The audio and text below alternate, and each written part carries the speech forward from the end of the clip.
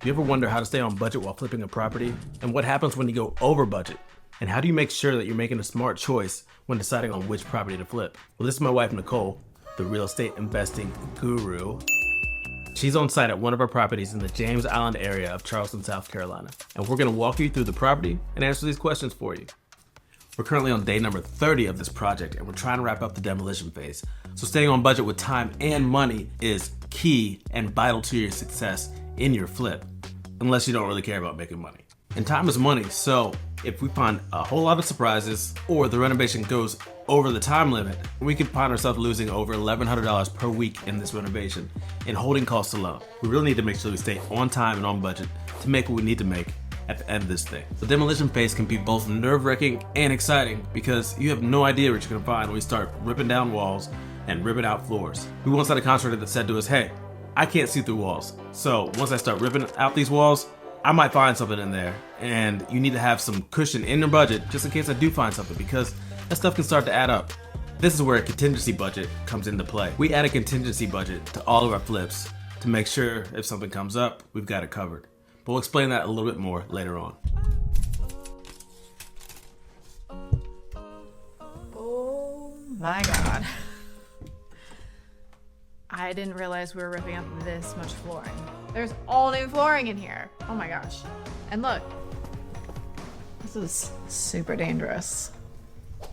I was reading that in a survey done by Consumer Reports. They surveyed some contractors and they said that the top thing to add extra cost and extra time to a project is when they find structural damage that was already there when they start ripping out walls and floors. So we factored in around $10,000 out of a $205,000 renovation budget for contingencies, for things that might pop up. But if we can stay within budget with both time and money, then there's a possibility of a $75,000 profit at the end of this. But like I said before, if we find too many problems, things start running late, then we could be looking at over $1,100 a week that we're losing out on this thing. And then our profits start to drop really fast. Let's get back to the renovation, talk to Nicole, see what's happening. Oh my gosh. This is my favorite phase because this entire space was so closed in before, and now you can really start to see how this project is gonna flow, how people are going to live in this space, and opening up these walls, what it's gonna feel like when you walk in here. When all the walls are up, before everything's demoed, you have to really visualize it. But here, walking through, you can actually see and start to feel what it looks like. So we've completed over a dozen flips in the Charleston area alone, plus a couple of flips in short-term rental markets like Outer Banks, North Carolina, and Pigeon Forge area of Tennessee. So we know that staying on budget and staying on a timeline is very crucial to your bottom line or saving money when it comes to your rentals. So with this renovation, we based our budget on the proposed floor plan, what we had envisioned the property to be at the end of the renovation. And something like this takes a lot of vision, which I don't have. Nicole, different story. She's a visionary. She can see what's gonna happen, have design aspects all mapped out and all these things in her head. Me, no, not so much. Like I said, it's not my thing, but I'm learning a lot along the way. She's a real deal. But the more times you do something like this, the better you're gonna be at it, and the better you're gonna have an idea of what something could look like afterwards before it actually happens. But if this is not your thing and you haven't had a ton of practice at it, then some miscalculations can happen, and that's really gonna start to eat away at your profits. I've been talking a lot about these contingency budgets, and if you still don't know exactly what those are, let's talk about it in different terms. Let's do a little analogy here. Imagine that you're planning a road trip. You're gonna go with a whole bunch of friends, see one of the places you really love to see. You get to do this trip once a year, so you've got it all mapped out. You've got the budget, you've got how much you're gonna spend, where you're gonna stay, and you don't have a lot of extra in the bank. But what you do have is a spare tire. Because you're driving down the road, you have no idea if there's gonna be a pothole, something's gonna pop up, and you're gonna get a flat tire. So look at that tire like your contingency budget. That's something that is there just in case something comes up. But what happens if you get 3 flat tires, busted radiator, a bird explodes on your windshield? Huh? Well, that's when your contingency budget gets eaten up really fast, and then you gotta start looking at your savings account, or maybe calling up a friend and say, hey, I ran out of money on this trip, what am I gonna do? So it would be a good idea to have more than just a spare tire, maybe have a little something stashed away, just in case something comes up. And that's the same way with the contingency budget. You want to have some padding on your project just in case you find something in the walls, just in case something comes up with the renovation that you had no idea was going to be there. But once you get through that contingency budget, it starts to eat away at your profits really fast. Now let's get back to the property, see what Nicole's got going on. I really love how all of this is opened up. I'm just still a little bit concerned about the functionality of this space. Where is the couch gonna go? Where does the TV go? How's the room gonna flow? There's still some choppiness to this, and I'm just concerned it's not gonna flow the way it needs to. One wrong move here, and it can really mess up our numbers at the end. Let's go check out the garage. It was really stinky and full of clutter. Let's see what kind of improvements we've made out there.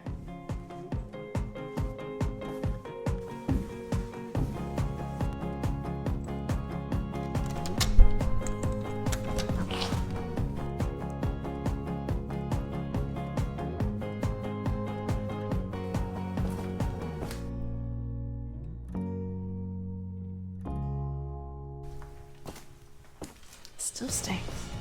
Just a little bit, not as bad. Must be in there.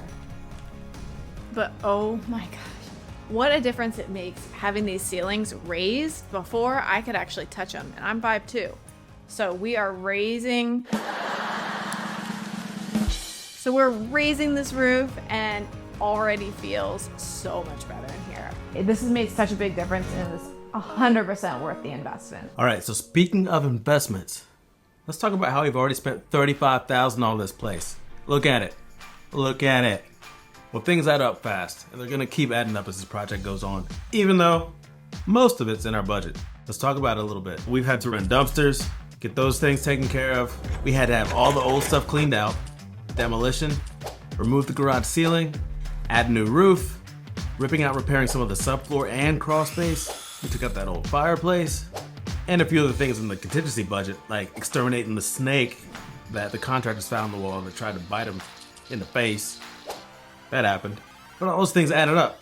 And now we're at $35,000 on this project and still got a ways to go. But as long as you have these things in your budget and you've got your contingency budget as a cushion, then you're good to go. And when we make our budgets, we do our best to stay within the 70% rule when it comes to real estate investing. That's something else that we'll talk to you about a little later on. Let's go check back in on Nicole, see how she's going at the property.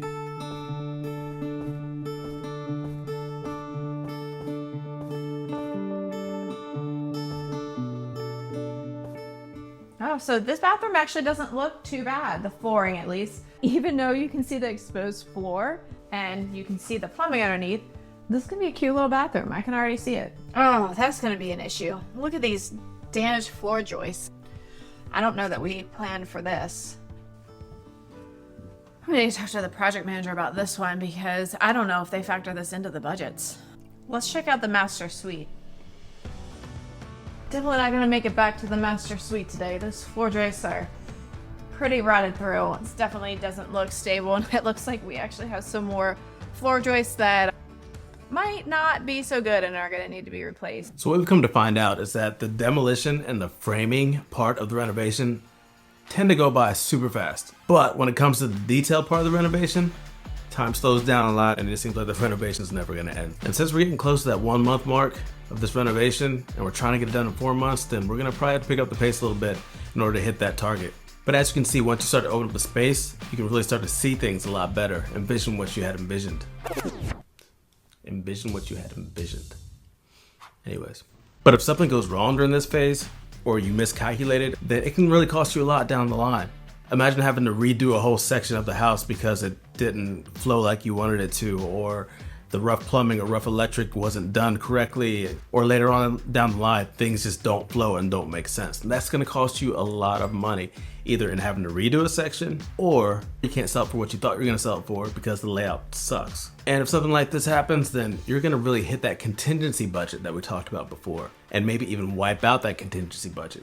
So what happens if you do wipe out that contingency budget? Well, that comes back to the 70% rule that we talked about before. The 70% rule is to safeguard you during this process to make sure that, for one, you are not gonna lose money, and two, your lenders, more importantly, the people that lent you the money to do this project are not going to lose money. It's something that a lot of lenders look at when deciding whether a project is worth the risk, especially when it comes to a new flipper or a new investor. So what is the 70% rule? The 70% rule says that if you're looking at buying a property to flip, whatever it costs to buy the property, including the lending and buying fees, plus all the renovation costs, should equal 70% or less of what you could potentially sell the property for. And what you expect to sell the property for is based on the comps or the comparable properties in the area.